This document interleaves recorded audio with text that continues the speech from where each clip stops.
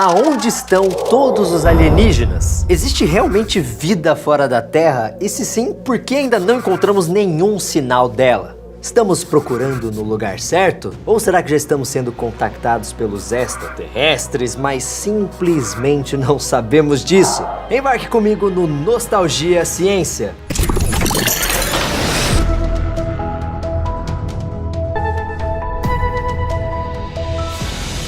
Olá, meus queridos amigos, tudo bem com vocês? Para quem não me conhece, meu nome é Felipe Castanhari e eu sou o apresentador do programa Nostalgia Ciência. Esse é um projeto que nasceu no YouTube com o intuito de mostrar que a ciência não é uma coisa chata. Ela não é feita só de equações e números gigantescos. Tá, a ciência tem sim isso, mas ela possui também histórias maravilhosas. De todos os enigmas que a ciência encontrou até hoje, o universo continua sendo o mais desafiador deles. Fala a verdade, pelo menos uma vez na vida você já deve ter olhado para o céu e perguntado qual será o tamanho do universo? Quais segredos ele esconde? O que pode existir entre as estrelas? E mais importante, será que estamos sozinhos nesse universo gigantesco? Se você já pensou nisso, saiba que você não é o primeiro a fazer essa pergunta. Questões como essa sempre estiveram na cabeça das pessoas. E uma boa maneira de mostrar isso não é falando sobre foguetes, satélites ou telescópios superpoderosos, e sim olhando para o nosso passado, porque o momento em que o homem apareceu no planeta foi o momento em que o universo começou a nos desafiar. Então nessa primeira parte da nossa viagem eu gostaria de convidar você para voltar alguns milhares de anos atrás.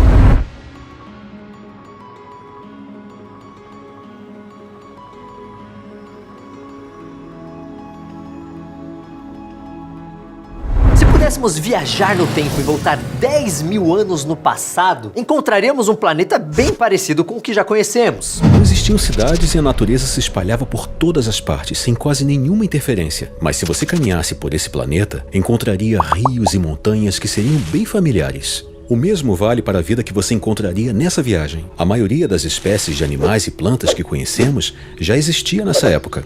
Andando por essa terra de 10 mil anos atrás, você reconheceria quase todos os animais e as árvores. Foi nesta época que uma espécie de primata já estava se diferenciando dos outros animais, o Homo sapiens, que havia se espalhado por todos os continentes, ocupando o planeta inteiro. Em alguns lugares você já tinha domesticação de animais, você já tinha agricultura em alguns pontos, como milho, trigo, cevada, esses tipos de vegetais que ajudaram também para você conseguir uma fonte de alimentação mais constante. Em livro recente, Yuval Harari, historiador israelense, chega a dizer que o plantio de cereais controlados pelo ser humano foi um grande atraso para a média das populações. Mas a Revolução Neolítica foi boa para o Estado. Ela foi boa para quem controla as colheitas. Então ela produz pirâmides, enquanto que caçadores e coletores, segundo Yuval Harari, levavam uma vida mais livre, uma dieta mais rica e não passavam o dia empilhando pedras para um faraó. Mas para o historiador é a pirâmide que fica e não o caçador que andava pelos prados e pelas campinas. Sabe de uma coisa? Eu acho que a melhor maneira da gente entender as vantagens do Homo sapiens seria observar um de perto. Então vamos escolher um deles ao acaso e ver o que ele é capaz de fazer. Vamos ver... Aqui. Esse aqui vai servir pra gente. Vamos chamá-los de Raj. Raj consegue fazer coisas que nenhum outro animal da sua época conseguia fazer. Ele consegue fabricar ferramentas e armas para se proteger e caçar. Ele também é capaz de controlar o fogo. E controlar o fogo é muito mais profundo do que parece. Ao acender uma fogueira, Raj mostra para o mundo que é capaz de dominar a natureza. E Raj também é capaz de se comunicar com seus amigos de uma forma muito mais complexa que qualquer outro animal. E ele, é claro, usa isso a seu favor, trocando ideia com seus companheiros, aprendendo a se organizar e a trabalhar em equipe. E outra coisa muito importante, ele consegue ensinar tudo o que ele aprendeu para os seus filhos. E assim Raj vive os seus dias, caçando, explorando o território e compartilhando informação e conhecimento com sua tribo. Raj está pronto para dominar o mundo, e isso vai ficar cada vez mais fácil com o passar do tempo. Afinal de contas, o Raj ainda não sabe disso, mas seus descendentes vão criar conceitos como economia, engenharia e até mesmo a matemática. A tecnologia não permite apenas que Raj se desenvolva, mas também faz com que nada na natureza seja páreo para ele. Quer dizer, existem coisas que Raj ainda não consegue compreender, mas uma em específico o deixa fascinado. Quando a noite cai, Raj olha para o céu. Ele vê uma escuridão imensa, repleta de pontos brilhantes. De vez em quando ele observa até mesmo um desses pontos atravessando o céu e sumindo. E mesmo com todas as suas ferramentas e sua capacidade de comunicação, Raj não consegue compreender o que é aquilo. Na verdade, toda essa escuridão possa até ser assustadora para ele. Aqueles pontos luminosos podem ser obra de algum deus, ou pelo menos de alguma criatura superior. Ele não faz ideia de como aqueles pontos brilhantes foram parar ali e o que os impede de cair aqui na Terra. Então Raj percebe que existe um lugar que fica além das montanhas e florestas que ele conhece. Um lugar muito alto que mesmo ele fazendo tudo o que ele sabe fazer, ele jamais vai conseguir alcançar. O universo. Raj e seus amigos se foram há muito tempo, mas o que esses humanos primitivos aprenderam e também o que eles sentiam pelo universo não desapareceu com eles. Pelo contrário, foi passado de geração em geração. Com o passar do tempo, os humanos foram se organizando em sociedades maiores. As ferramentas e armas se tornaram mais elaboradas e complexas. Os séculos foram passando. Cidades começaram a aparecer em todos os continentes. Impérios nasceram e caíram. Guerras começaram a derramar sangue sobre o planeta. A ciência e a tecnologia foram progredindo cada vez mais rápido em todos os campos possíveis. E mesmo depois de tudo isso, o homem continuou fascinado pelo universo, tentando entender o que poderia existir além do nosso planeta. E talvez essa seja a maior qualidade de Raj e seus companheiros e de todos nós: a curiosidade. O papel da curiosidade é fundamental na transformação humana. Ela produz coisas positivas e negativas. Nem todo avanço tecnológico, nem toda descoberta, ela colabora para a felicidade e o bem-estar das pessoas. Então, curiosidade é fundamental, curiosidade faz parte da humanidade. Não necessariamente ela provoca evolução, apenas transformação. Só que nós podemos fazer algo que Raj não podia. Podemos subir em um foguete e sair do nosso planeta natal. E assim fica um pouco mais fácil de enxergar tudo o que já aprendemos sobre o espaço. Então vamos entrar no foguete e ver mais de perto as estrelas? Hoje sabemos que o universo é bem diferente do céu que Raj observava. Para ele, tudo que existia no céu era um enorme tapete de estrelas. Mas nós sabemos que o universo não é assim. Ele é formado por galáxias, que ficam separadas umas das outras por enormes espaços vazios, com quase nada para ser visto. Estas galáxias são o lar de bilhões de estrelas. E a maioria dessas estrelas possui planetas girando ao seu redor. Este é o caso do planeta onde moramos. Durante muito tempo, nós fomos arrogantes a ponto de achar que estávamos no centro do universo. Hoje, sabemos que o nosso planeta gira em torno de uma estrela, como quase todos os planetas que existem. E também conhecemos corpos celestes, que Raj e seus amigos nem desconfiavam que existiam, como buracos negros ou estrelas de nêutron. Somos capazes de calcular a distância entre estrelas, entender como a energia se comporta no espaço. Por outro lado, Raj talvez ficaria um pouco decepcionado ao saber que não temos respostas para tudo ainda. Por exemplo, nós ainda não sabemos o tamanho total do universo ou qual o seu formato. Nossa ciência ainda está muito longe de responder isso. Então os cientistas trabalham com o conceito de universo observável, que é a região do universo onde está tudo aquilo que pode ser observado da Terra. E este universo observável não é todo o universo, mas ele ainda é grandioso demais. Até mesmo para nós que vivemos no século 21, não estamos falando de meia dúzia de estrelas, mas de mais ou menos 2 trilhões de galáxias. E muitas delas possuem até centenas de bilhões de estrelas. Se colocarmos uma média de 100 bilhões de estrelas por galáxia, o universo observável tem uma média de 200 sextilhões de astros. Você sabe o que são 200 sextilhões? Eu também não sei. Então vamos escrever aqui na tela para aprendermos juntos. 200 sextilhões é o número 2, acompanhado de 23 zeros. Esse é o número de estrelas que os cientistas acreditam que existe no universo observável. Tá, mas e o número de planetas? Bem, os cientistas não gostam nem de se atrever a tentar calcular esse número. Isso porque planetas são muito mais difíceis de serem observados, uma vez que eles não emitem luz. Mas vamos parar de contar estrelas e planetas e pensar um pouco no universo como um todo. Se sabemos que existem mais ou menos 2 trilhões de galáxias e que há mais um espaço enorme entre cada uma delas, podemos concluir que este universo é um lugar bem grande, certo? Ele não é bem grande, ele é muito maior do que isso. Ele é muito maior do que você pode imaginar. Os cientistas dizem que o universo observável tem um diâmetro de 93 bilhões de anos-luz. O que esse número significa? Nada, né? Pra você, nada. Ano-luz é a distância que a luz percorre durante um ano. Se a gente transformar isso em quilômetros,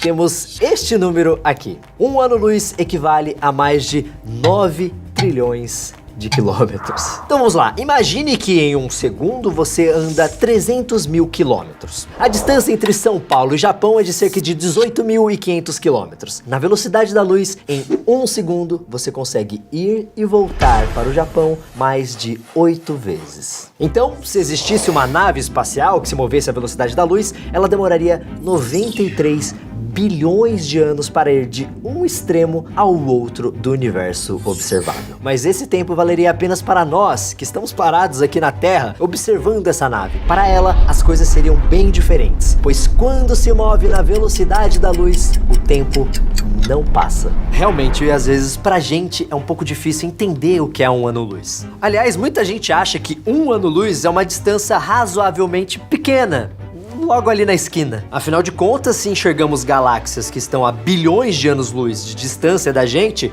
um ano-luz deve ser ali na esquina. Quase a distância da mercearia do seu bairro, certo? Então vamos descobrir o que cabe nessa distância? E que tal se a gente pegar o nosso planeta para isso? Lembra do Raj? Pois é, ele não fazia ideia do tamanho do planeta em que ele morava. Só que a gente sabe. O diâmetro da Terra é de 12.742 quilômetros. Se nós pudéssemos enfileirar um planeta Terra atrás do outro em linha reta, precisaríamos de um pouco mais de 742 milhões de planetas Terra para preencher o espaço de um ano-luz. Isso que você viu é apenas um ano-luz. A estrela mais próxima do Sol é a Próxima Centauri, que é uma anã vermelha, menor que o nosso Sol, e ela fica a 4,2 anos-luz de distância. Ou seja, entre ela e o nosso planeta existe um espaço suficiente para acomodar mais de 3,1 bilhões de planetas Terra. Mesmo quando pensamos no tamanho do universo, temos que partir do princípio que nada está perto de nós. Mesmo distâncias que parecem pequenas são muito maiores do que você imagina.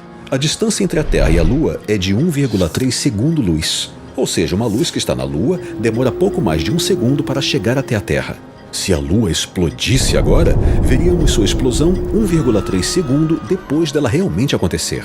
1,3 segundo-luz parece pouco, mas a distância média entre a Terra e a Lua é de 384.400 quilômetros. O suficiente para que a gente possa alinhar um pouco mais de 30 planetas Terra. Por falar nisso, entre a Terra e o Sol, cabem 11.740 planetas Terra. E sabe o que é mais impressionante nisso tudo? É que o universo é gigantesco, mas ele não está satisfeito com isso e continua crescendo. Isso não é algo que ele começou a fazer agora. Na verdade, o universo faz isso desde que surgiu, quase 14 bilhões de anos atrás. A teoria mais aceita para explicar a origem do universo é que em algum momento, muito tempo atrás, o universo inteiro ocupava um espaço menor que o da cabeça de um alfinete. Mas, um dia, uma enorme explosão, que os cientistas chamam de Big Bang, fez com que esse ponto minúsculo se expandisse para todos os lados, a uma velocidade assustadora. E essa esfera, que tem um diâmetro de mais ou menos 93 bilhões de anos-luz,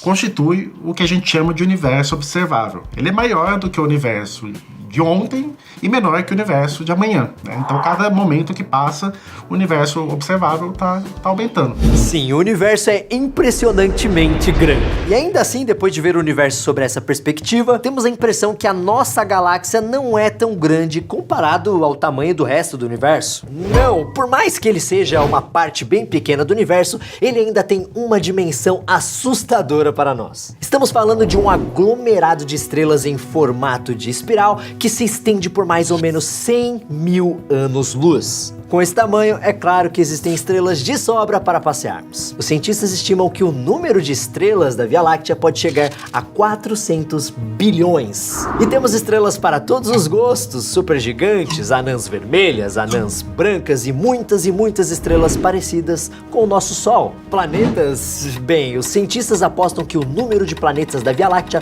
pode ser até mesmo maior que o número de estrelas. E caso você esteja se perguntando, aquela pequena bola azul que nós conhecemos tão bem fica neste ponto aqui. Sim, é aqui que nós moramos, esse é o nosso endereço. Se você pensar no universo como uma cidade gigantesca, a Via Láctea seria o nosso bairro. E é aqui que nós nascemos e crescemos. E é aqui que vamos aprender como essa cidade inteira, ou pelo menos uma parte dela, funciona.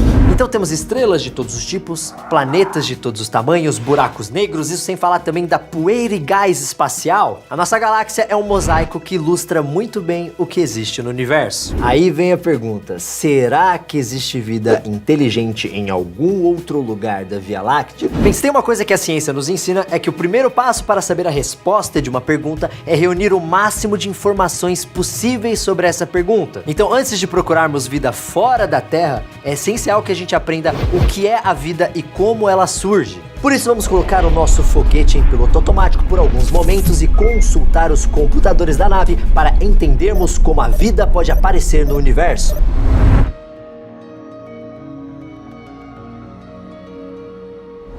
Você que está assistindo esse documentário sabe que está vivo, correto? Mas por acaso você consegue definir o que é vida? Pode tentar, eu espero.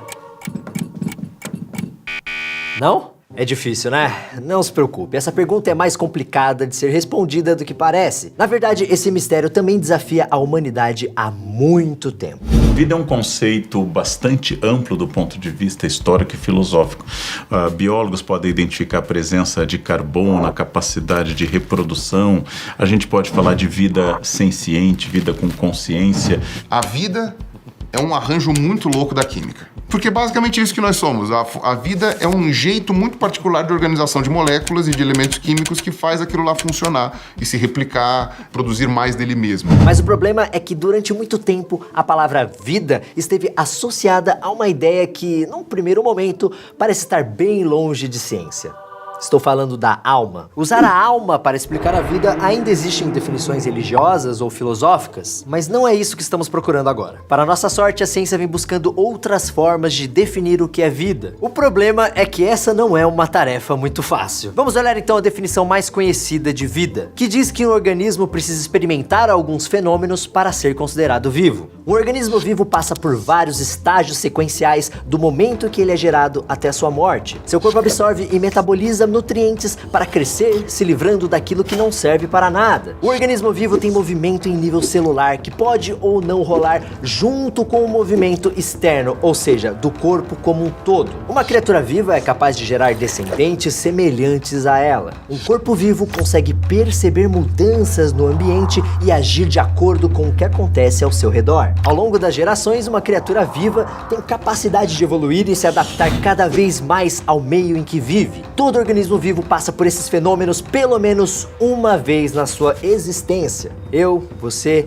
e o nosso amigo Raj fazemos tudo isso. Logo, nós três estamos vivos, correto? Mas e os vírus? Existem vírus que não conseguem crescer? Isso significa que eles não são seres vivos? No caso específico da biologia, para definir vida de maneira teórica, realmente é complicado, basicamente por causa dos vírus. O vírus ele só existe quando ele pode parasitar algum outro ser vivo. Como todo parasita perde partes, às vezes, para facilitar o seu trabalho de parasitismo, pode ser que os vírus eles tenham perdido boa parte do seu equipamento celular porque ele não era necessário. Mas é complicado você definir, por exemplo, a vida com filamentos de DNA ou de RNA, né, que podem se reproduzir ou se replicar, porque essa seria a definição mais básica que incluiria os vírus também. E se você amplia muito a definição de vida, um vírus de computador é vida, porque eles têm capacidade de aprender e o algoritmo consegue selecionar aqueles códigos binários e funcionar a partir daquilo lá. Então começa a ficar uma coisa meio complicada. Hoje a gente está usando a vida restrita ao DNA e ao RNA. Eu e você sabemos que o vírus de computador não estão vivos. Eu estou usando esses exemplos apenas para mostrar o quanto é difícil definir a vida. Agora, mesmo se um dia a ciência definir de forma clara e cristalina o que é vida, ainda teremos um grande problema. Como essa vida surge? A explicação mais aceita hoje em dia de como a vida surgiu é muito complexa, porque não envolve apenas biologia, mas também química,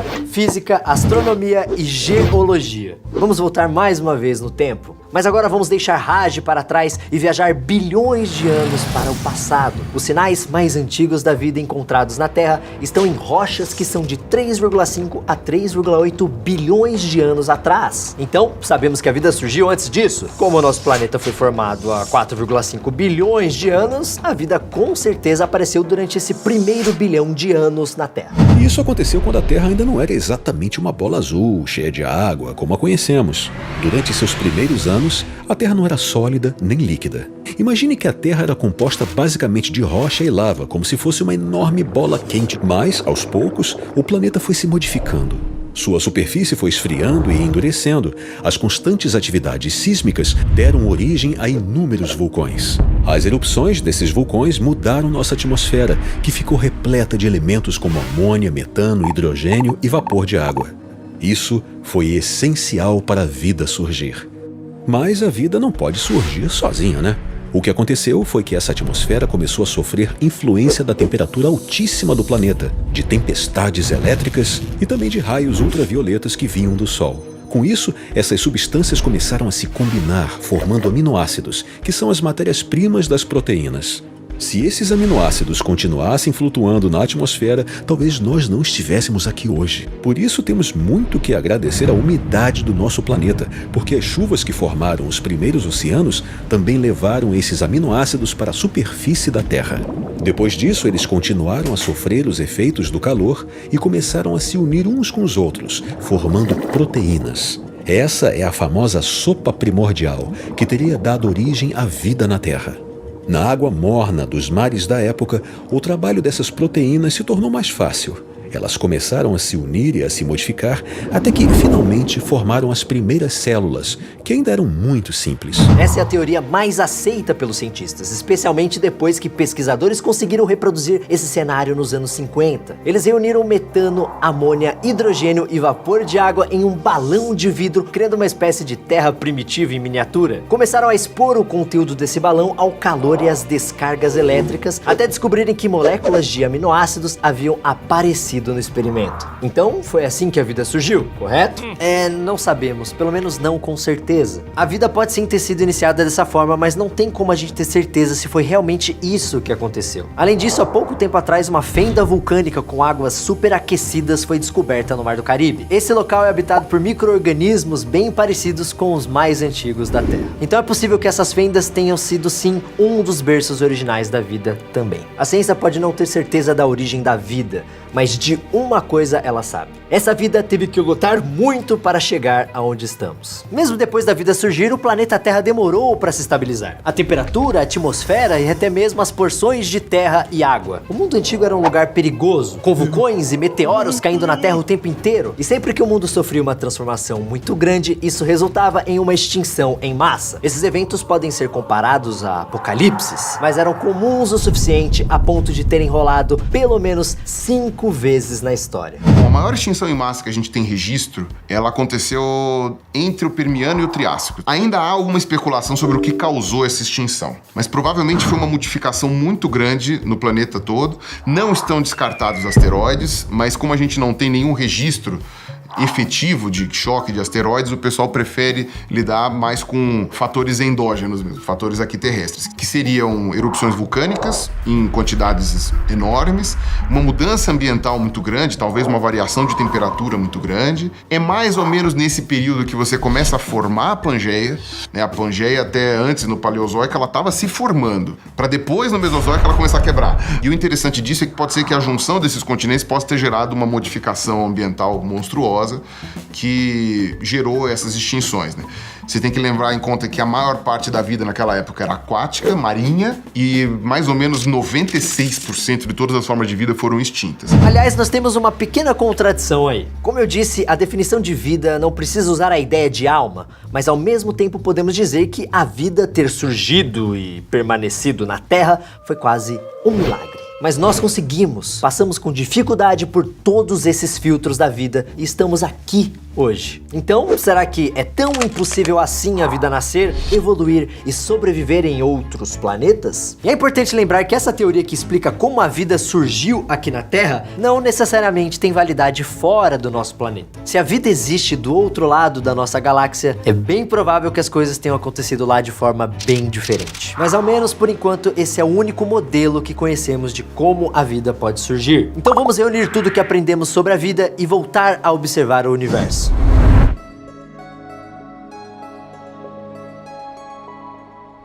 Vamos Vamos observar então nossa galáxia com calma, à procura de vida alienígena. E assim, lugares para procurar não faltam. Se levarmos em conta o tamanho e a idade do universo, e o fato de que planetas como a Terra, ou seja, capazes de suportar a vida, são relativamente fáceis de encontrar em nossa galáxia. Então não seria difícil encontrar civilizações em outros planetas? A existência de vida alienígena é, acho que, o santo grau da ciência. Uma das principais questões aí que os astrônomos tentam responder, os cientistas, né? Claro que a gente queria dar uma resposta positiva, mas não existe evidência, né, de qualquer tipo de vida que não seja aqui na Terra. O sistema solar tem 4.000 bilhões de anos. Aqui na nossa vizinhança já descobrimos estrelas muito mais velhas. Tem uma estrela, a estrela de Captain, se não me engano, tá alguma coisa em torno de 12 anos-luz de distância. Foi encontrado um planeta habitável ao redor dessa estrela. Então, sendo muito mais velha do que o Sol, é possível que tenha vida. Isso parece até um paradoxo, né? E essa contradição entre as chances enormes de encontrarmos vida alienígena e o fato de que isso nunca aconteceu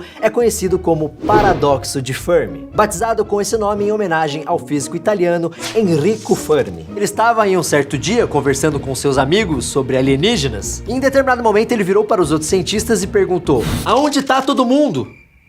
Cadê os aliens, mano? O que ele estava questionando é exatamente o fato do ser humano nunca ter encontrado nenhuma outra civilização. E eles começaram então a debater essa questão. E o Fermi, que era conhecido por fazer contas muito rápido, pegou um guardanapo e começou a fazer cálculos e estimativas, concluindo que, pela lógica, a gente já deveria ter sido visitado por inúmeras espécies de alienígenas. Muitas e muitas vezes. Nós não precisamos olhar para as contas no guardanapo do Fermi para usar o senso comum e saber que ele tem razão. Basta olharmos tudo o que sabemos sobre a Via Láctea. Eu disse que podem existir 400 bilhões de estrelas na nossa galáxia, não é? Bom, pelo que nós sabemos, cerca de 5% dessas estrelas são parecidas com o nosso Sol.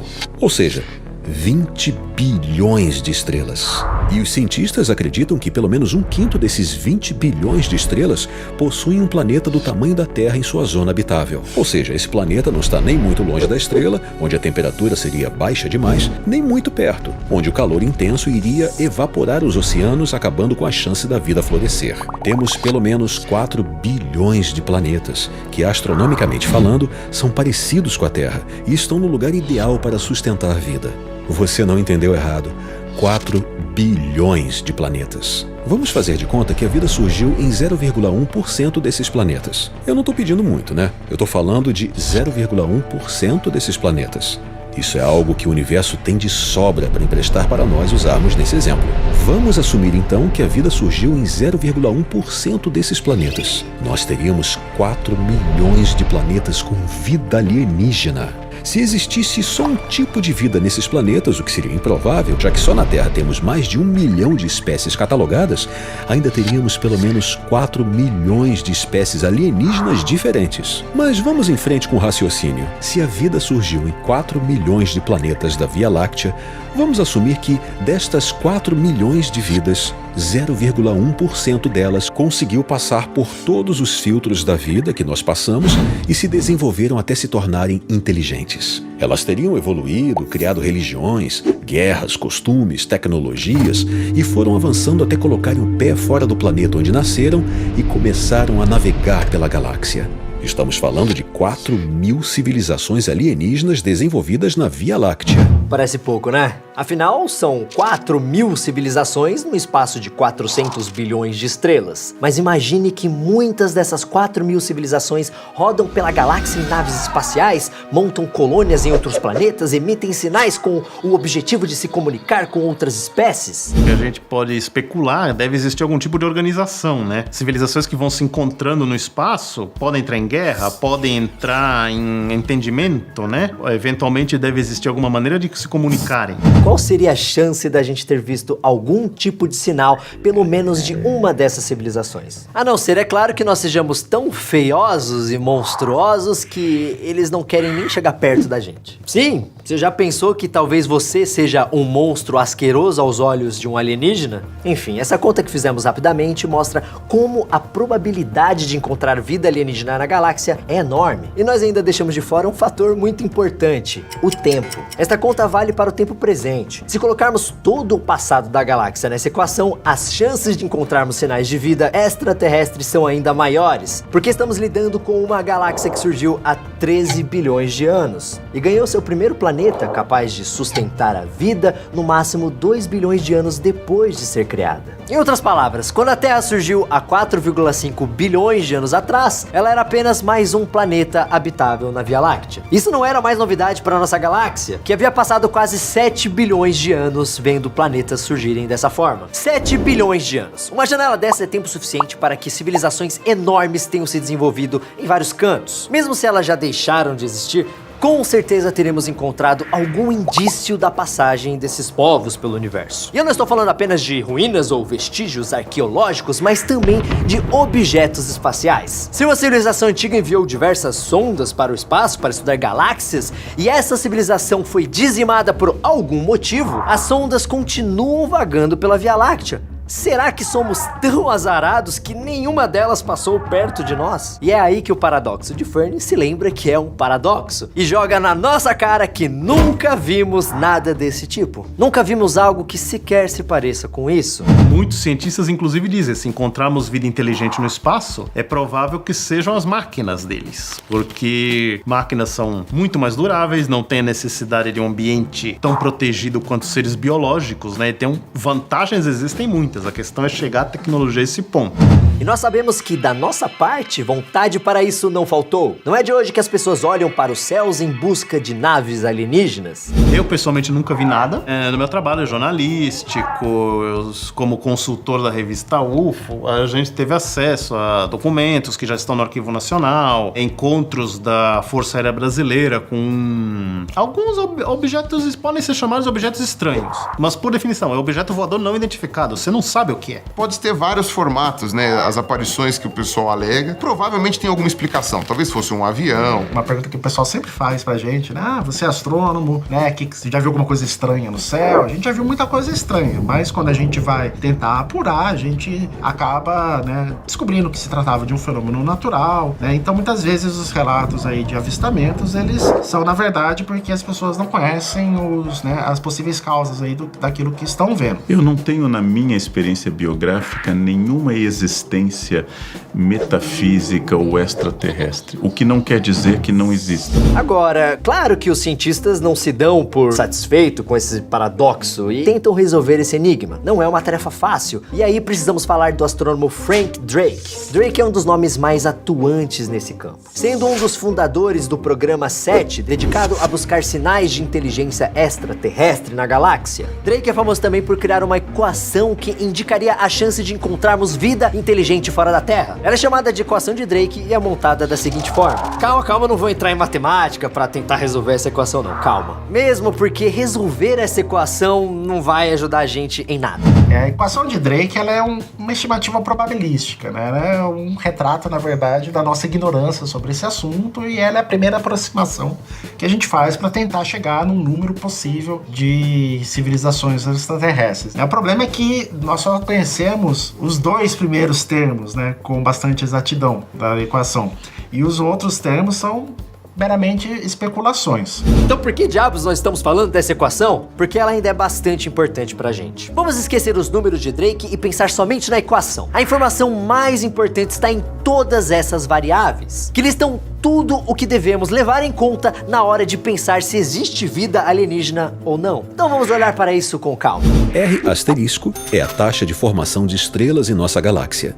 FP é o número dessas estrelas que possuem planetas em órbita. NE é o número médio desses planetas com potencial para sustentar vida. FL é o número desses planetas que conseguem realmente desenvolver vida. FI é o número de planetas que desenvolvem vida inteligente. FC é o número de civilizações que desenvolvem capacidade de comunicação interestelar. E, por fim, L é o tempo esperado de vida dessa civilização. O dia que nós tivermos esses dados, poderemos fazer essa multiplicação e descobrir o valor de N, que é o número de civilizações extraterrestres em nossa galáxia, com as quais poderíamos ter a chance de fazer contato. O problema é que, para saber exatamente os valores de alguns dados dessa equação, como o número de planetas que desenvolveram a vida inteligente ou o tempo de vida de uma civilização alienígena, nós precisamos explorar o espaço e encontrar outra forma de vida. Vamos então deixar a equação de Drake de lado e ver que outras maneiras os cientistas encontraram para explicar o paradoxo de Fermi. E isso é algo que não falta, porque os cientistas quebraram a cabeça com isso durante muito tempo. Essas ideias são divididas em dois grupos e o primeiro deles gira em torno de um conceito conhecido como o grande filtro. Essa hipótese diz que nós não encontramos nenhuma vida explorando os planetas porque na evolução de qualquer espécie existe uma enorme barreira, ou um filtro, impedindo que a civilização se desenvolva a ponto de se espalhar pela galáxia. E esse filtro pode estar em qualquer ponto da evolução. Se pensarmos na evolução humana, o grande filtro pode estar no nosso passado ou no nosso futuro. Vamos pensar primeiro no nosso passado. Imagine que, assim como aconteceu na Terra, a vida surgiu em vários outros planetas. Só que quase nenhuma dessas vidas conseguiu ultrapassar o grande filtro.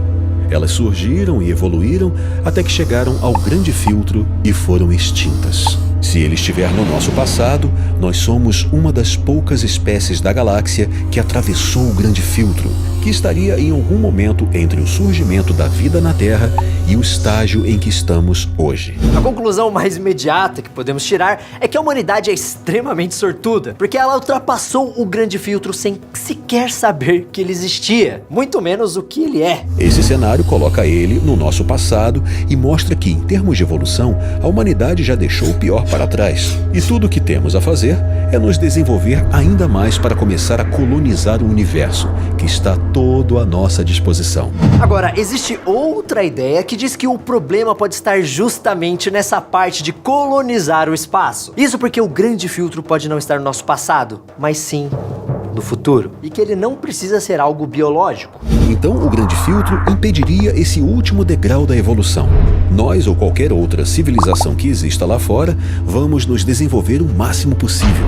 Mas mesmo assim vamos ficar apenas no nosso planeta, porque é impossível colonizar o espaço e ainda não sabemos disso. E existem outras ideias que não usam o grande filtro para explicar por que nunca encontramos outra civilização na galáxia. Uma delas diz que o correto não seria dizer que não existe vida inteligente no universo, mas sim que essa vida ainda não existe. Essa hipótese diz que é somente agora, depois de quase 14 bilhões de anos, que o universo ganhou condições de permitir que a vida se desenvolvesse em alguns planetas. E o universo possui várias maneiras de impedir a vida. Um exemplo são as explosões de raios gama, que acontecem, por exemplo, quando duas estrelas se chocam.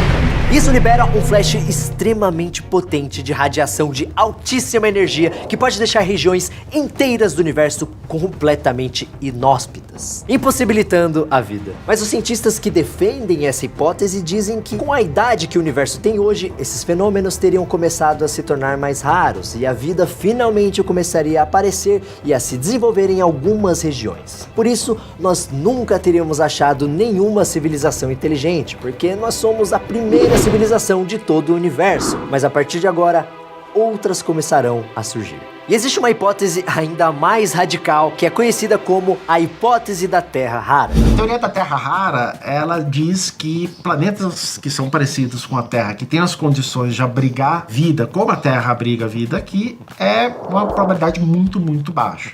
Ela é uma teoria polêmica, principalmente nos últimos anos, que foram aí identificados milhares de novos sistemas planetários e a tecnologia está melhorando e vai permitir que a gente identifique planetas cada vez menores, isso tem mostrado que a presença de planetas é muito comum. Diversos fatores podem ter se combinado para transformar a Terra em uma verdadeira joia do universo. Se for esse o caso, nós não devemos mais perguntar se existe vida inteligente fora da Terra, e sim se existe vida de qualquer forma em outro planeta.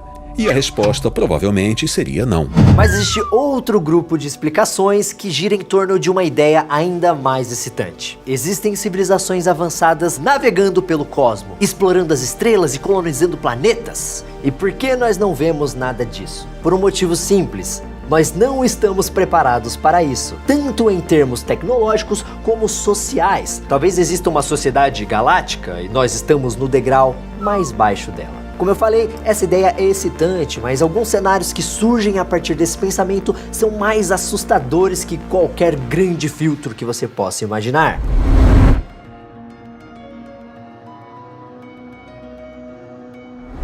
Vamos fazer de conta que somos apenas mais uma civilização no universo que está cheio de civilizações e muitas delas mais avançadas que nós? Onde estão essas civilizações? Onde estão todas essas naves espaciais, toda essa tecnologia e todo esse conhecimento? Por que elas não fazem contato com a gente? Bom, antes de discutirmos as várias explicações que existem a partir desse cenário, temos que falar de um astrofísico russo chamado Nikolai Kardashev. Kardashev sempre pensou bastante sobre como seria a vida fora da Terra e concluiu que seria possível catalogar o grau de desenvolvimento de uma civilização alienígena mesmo antes de encontrá-la.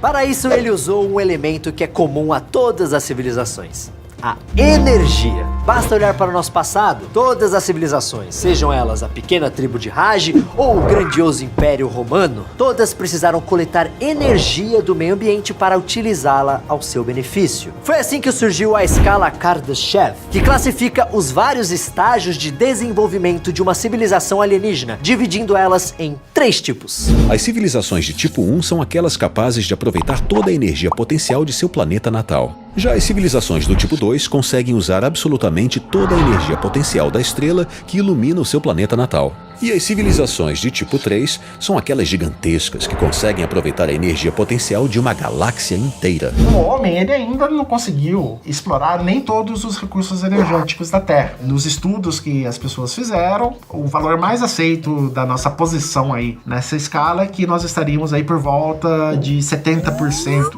do primeiro nível. Isso é uma das principais causas para nunca termos feito contato com civilizações alienígenas, caso elas existam. Porque vamos pensar uma coisa. Imagine a nossa galáxia, com todos aqueles números que eu falei aqui. O impacto que nós causamos na Via Láctea é nulo. Basta pensarmos na Voyager 1, a sonda espacial lançada pela NASA em 1977 e que é o objeto humano que está mais distante da Terra. Em 2013, 36 anos depois de ser lançada, andando a uma velocidade média de 60 mil km por hora, ela finalmente atingiu a fronteira do sistema solar. E essa conquista é enorme para nós. Mas e para o resto da galáxia? É algo totalmente insignificante. Isso vale também para o impacto que causamos na galáxia mesmo sem sair do planeta. Todos sabemos que, teoricamente, uma das maneiras mais conhecidas de fazer contato com alienígenas é por ondas de rádio, pois elas correm pelo espaço na velocidade da luz. Então vamos pensar nas ondas de rádio que emitimos no planeta e foram para o espaço. Se elas andam na velocidade da luz, com certeza já devem ter chegado a algum planeta habitado, correto?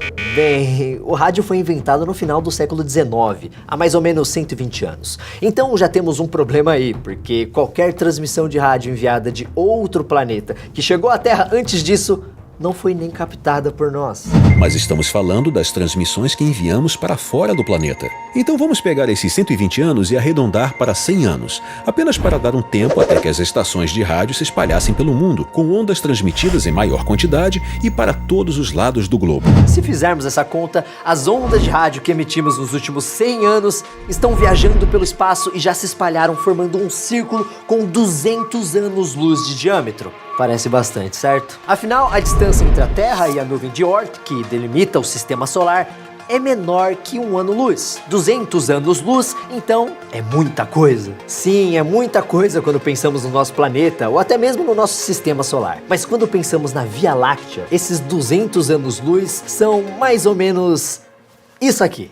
Este é o impacto do homem na galáxia. Nossas ondas de rádio, que são as pegadas de nossa civilização no universo, não atravessaram sequer a nossa galáxia. Qualquer civilização alienígena inteligente, mesmo tendo aparelhos que captam ondas de rádio, precisaria viver dentro desse círculo para que ela recebesse nossos sinais. Mas essas não são as únicas explicações possíveis para o paradoxo de Fermi. Outra hipótese diz que a vida inteligente não apenas existe, como já visitou a Terra. Mas isso aconteceu muito antes de estarmos aqui. Os primeiros Homo sapiens sencientes, ou seja, com capacidade de entender conscientemente o que acontece ao seu redor, surgiram na Terra cerca de 70 mil anos atrás. Parece muito tempo para nós, mas, para o universo, isso é apenas um instante. Nosso planeta foi formado há 4,5 bilhões de anos. Nada impede que, em algum momento do passado da Terra, onde o homem nem sonhava em existir, um alienígena tenha pousado aqui. coletado amostras do solo e partido para explorar outro planeta. Existe uma famosa história de um trilobite, que era um ser aparentado com os insetos que viveu há centenas de milhões de anos, aparentemente amassado por uma marca que parece uma bota, mas... É especulação, você não tem como saber, afinal, uma coisa de milhões de anos, nossos instrumentos não tem como determinar isso com segurança. Outra explicação diz que nós somos extremamente azarados a respeito do lugar onde moramos. Essa ideia aponta que a galáxia é habitada por outros povos mais evoluídos e também colonizada por eles. Se essas espécies se conhecem, então podem até mesmo fazer alianças, acordos comerciais, entrar em guerras. Existe todo um Game of Thrones espacial acontecendo na nossa galáxia, mas nós estamos bem longe disso. Demos azar de cair em uma região desabitada e que talvez seja desconhecida por esses povos. Na terceira explicação, as coisas começam a ficar um pouco mais complicadas. Uma civilização do tipo 2 é capaz de explorar a energia de uma estrela. Nós não temos como saber se, ao chegar nesse nível tecnológico, eles já não criaram uma sociedade virtualmente perfeita e sustentável que fornece tudo o que eles precisam. O ponto é, será que todas as civilizações mais avançadas realmente sentiriam o desejo ou a necessidade de entrar em uma nave e mapear uma galáxia que não tem nada muito interessante para eles? Outro cenário é um pouco mais assustador e diz que este enorme silêncio que existe no espaço não acontece sem motivo. Imagine que você tem diversas civilizações mais avançadas que nós, espalhado pela galáxia, e todas com capacidade de enviar sinais, entregando sua localização para outras formas de vida. Mas elas que conhecem um pouco mais da galáxia que a gente, não fariam isso porque sabem que publicar o seu endereço no universo não é algo muito inteligente, pois pode atrair espécies que não tenham intenções exatamente amistosas. E nós fazemos isso. Além do programa 7, que escuta ruídos do espaço em busca de vida inteligente, temos o programa MET, que envia mensagens para o espaço. Uma mensagem bem famosa foi enviada em 1974. A mensagem de Arecibo, que tem esse nome porque foi enviada pelo radiotelescópio de Arecibo, em Porto Rico, é um código binário formando uma série de desenhos simples que mostram desde os elementos químicos do nosso DNA até uma representação do sistema solar, indicando em qual planeta estamos. Isso pode mostrar para o resto da galáxia que somos inteligentes, mas ao mesmo tempo pode deixar claro que não somos muito espertos. O físico Stephen Hawking já declarou que se um dia aliens aparecerem por aqui, nada impede que a situação seja parecida com o que rolou na chegada dos espanhóis na América. A chegada de Colombo em 1492 foi a chegada de um impacto muito grande que significou, primeiro, povos que conheciam o ferro, povos que conheciam a pólvora, povos que tinham inclusive um sistema imunológico mais forte por terem convivência com um leque maior de doenças. Resultado, a chegada dos europeus trouxe, além de elementos de destruição muito importantes, como a pólvora, trouxe também doenças em larga escala. A América é o maior genocídio da história.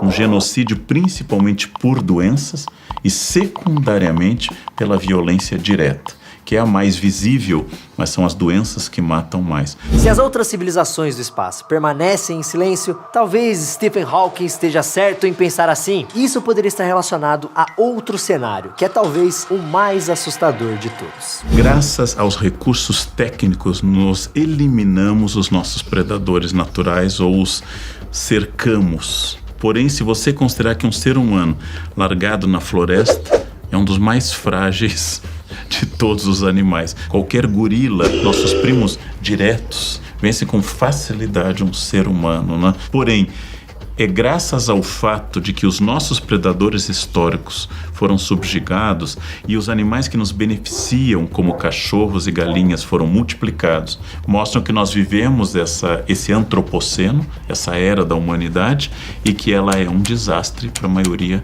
das espécies. A gente sabe que depois das grandes navegações, a quantidade de extinções aumentou absurdamente. Os europeus começaram a levar vacas, gato, cachorro, ratos para ambientes que não tinham preparo para lidar com isso. Então, por exemplo, a população em ilhas eu posso dizer que quase 50% de todas as espécies nativas de ilhas, seja do Pacífico, seja do Atlântico, seja do Índico, foram quase todas extintas.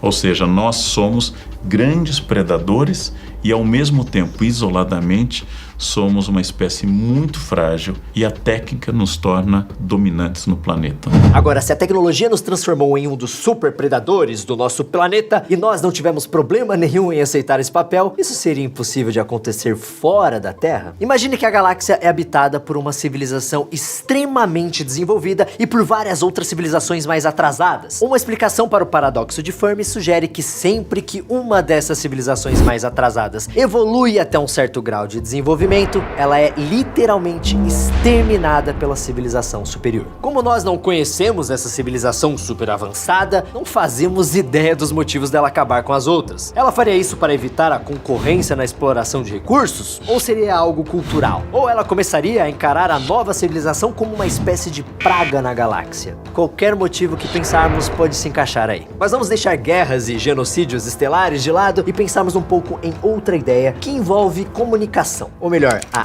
incapacidade de comunicação. Uma explicação para todo esse silêncio seria simplesmente o fato de que não temos tecnologia para captar sinais alienígenas dentro e fora de nossa galáxia. Talvez existam milhões de conversas acontecendo lá fora, que nós nem sabemos exatamente o que deveríamos estar ouvindo. Isso porque essas conversas podem acontecer em velocidades diferentes do que o nosso cérebro é capaz de entender, ou até mesmo serem transmitidas de maneiras que nós nem desconfiamos que existam. Estamos tentando captar mensagens com radiotelescópios, mensagens de outros seres via rádio, mas será que eles ainda usam rádio? Imagine um homem de nossa civilização voltando 1000 anos no passado. Ele leva consigo uma mini estação de rádio e a monta próxima de um vilarejo antigo, lar de cerca de 200 pessoas. Ele começa a tentar se comunicar enviando sinais de rádio para os moradores desse local.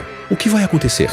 Nada. Ninguém vai nem saber que esse cara existe. Se você voltar no passado e tentar enviar um sinal de rádio para uma civilização que não tem um aparelho de rádio, sua mensagem não será recebida. Isso significa que não existem pessoas nesse vilarejo? Nós podemos estar recebendo sinais alienígenas nesse exato momento, mas sem os meios necessários para interpretar esses sinais de uma forma que faça sentido pra gente, vai acontecer a mesma coisa que aconteceu naquele vilarejo de 1000 anos atrás. Esses sinais vão passar desapercebidos. Aliás, a vida não tem nem mesmo a obrigação de existir de uma forma parecida com a vida na Terra. Vamos extrapolar um pouco e pensar sobre isso. Um dos principais motivos para existir vida na Terra é a existência de água, correto? Por isso que sempre que os cientistas encontram um corpo celeste que pode abrigar água, isso se torna um marco na exploração espacial. Afinal, a Terra e aquele corpo celeste compartilham uma característica essencial para a vida. Mas existem outros ciclos químicos que podem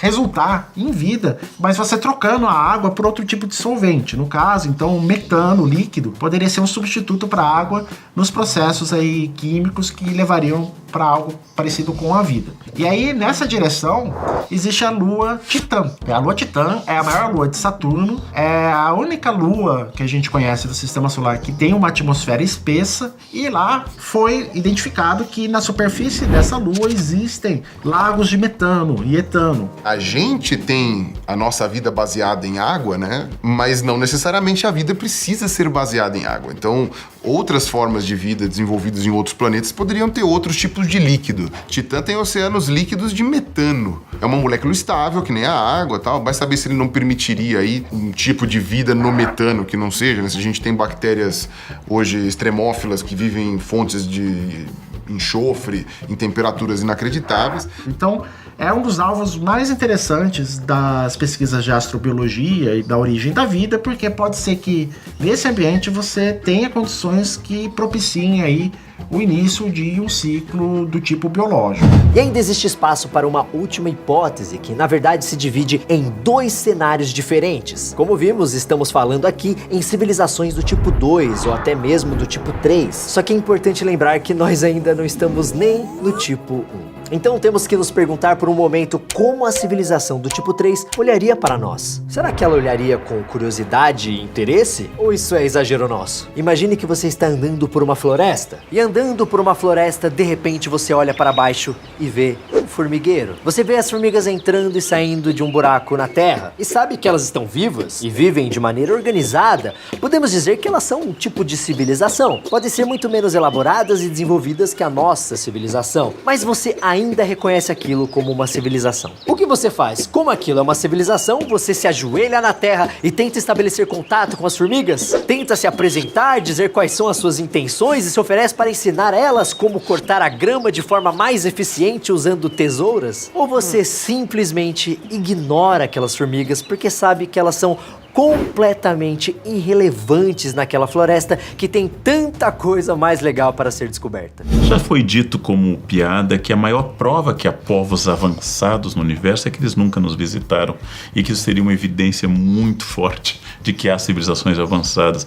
Imaginar que um disco voador atravessa a galáxia, chega a esse quadrante, sobrevoa uma área e dá um voo rasante e volta, é um pouco idiota. Talvez seja um playboy ET fazendo um racha em planetas primitivos. Em todo caso, é absolutamente antropocentrismo você imaginar que nós sejamos o foco. Nós, um planeta pequeno ao redor de uma estrela média, numa zona não muito nobre da Via Láctea, que não é a maior das galáxias, é uma galáxia em espiral. Imaginar que nós somos o centro da atenção vai ser um choque no nosso narciso o dia que a gente descobrir que ninguém veio aqui porque realmente não havia nada de interessante. Sem dúvida teria curiosidade. Ela é movida para o espaço com certeza pela curiosidade, senão não evoluiria, né? Se nós não fôssemos movidos pela curiosidade, estaríamos nas cavernas ainda. Poderia ver aquele pessoalzinho no terceiro planeta, olha que bonitinho, eles têm satélites, vamos ver o que eles andam fazendo. Ou então eles podem pensar, que povo atrasado, ainda não conquistou sequer os outros planetas do seu sistema, vamos voltar em milhões de anos. Mas eu disse que essa alternativa rende 2 cenários. E um deles é que os cientistas não descartam a hipótese de que, caso isso esteja acontecendo, caso nós sejamos as formigas, alguma espécie extraterrestre esteja nos observando e esperando que o nosso desenvolvimento atinja outro patamar antes de finalmente fazer contato conosco. Quem sabe? Bem, pelo menos por enquanto, ninguém sabe. Afinal, nós ainda sabemos muito pouco sobre a nossa galáxia. Quando pensamos em exploração espacial, o homem é uma criança que está engatinhando